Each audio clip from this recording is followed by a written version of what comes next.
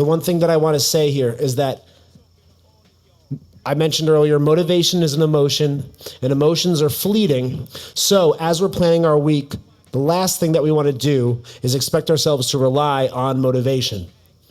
What we want to do is make sure that whatever we're setting in front of us on our plan, we can commit to. I said, worst week ever. The goal here is not to say we want to do 10 things in a day and we only accomplish 7. What we're doing in that moment, every time we go to bed and we didn't accomplish all the things that we set for ourselves in a day, we're teaching ourselves and conditioning ourselves to let ourselves down, to let ourselves off the hook. So as we're building these plans, our goal is to set a low bar for ourselves. This way we could play at the ceiling and we can fully commit to the things that we say we're going to do. I do not want you shooting for 10 things and saying, oh, we got, 70% of the way there, 80% of the way there. No, that's not how this works. The only way that this works is if we say we're going to commit to something and we do it. So I'd rather have you shoot for 4 things and hit 4 things than shoot for 10 things and hit 7 or 8 or even 9. When I first started my PED process, so here's what my current to-do list looks like: Monday, Tuesday, Wednesday, Thursday, Friday, Saturday, Sunday next week. Sunday doesn't have a lot because I'm here with you guys all day, but that's next week. I didn't start here. This is enough to give most people an anxiety attack. I started with this process using a Post-it note like this for my entire week, maybe about, 8 years ago, 9 years ago. My entire week, Monday, Tuesday, Wednesday, Thursday, Friday next week fit on this.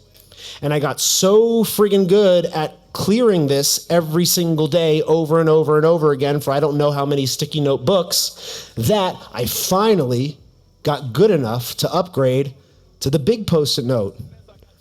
So thank you. It was a big accomplishment for me. Rather than doing 4 things in a day, I can now do 7 or 8, maybe 6, maybe. Once I got good at that, I moved to the small notepad. And now I'm confident enough in myself to manage however many things I have here in a day. And the reason I say that is because we're using the word commitment here. Commitment is my favorite word in the English language, and most people don't even know what it means. They think that you could be 50% committed or 80% committed or 99% committed.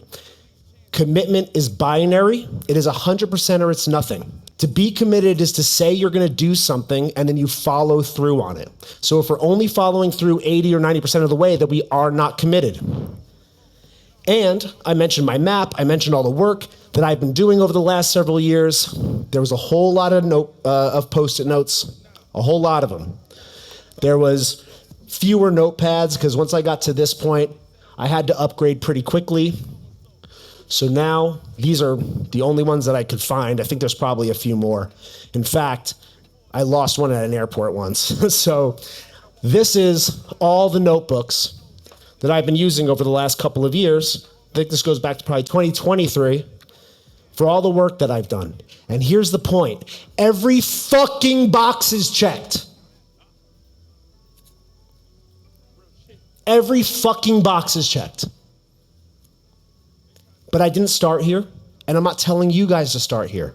I started with the Post-it note. So I'm not saying that you need to do this today. I'm not saying that you ever have to do this. You build up to this, and you only do this if you want to. But you're here today to accomplish whatever goals you want for yourself. And if you want to accomplish them, I don't care how many check boxes you have, just make sure they're all fucking checked. We ready? You ready to plan? We ready to execute? You ready to dominate? All right, let's get to work. Let's open up those PED apps and let's start making a plan, baby, that we can start to execute on.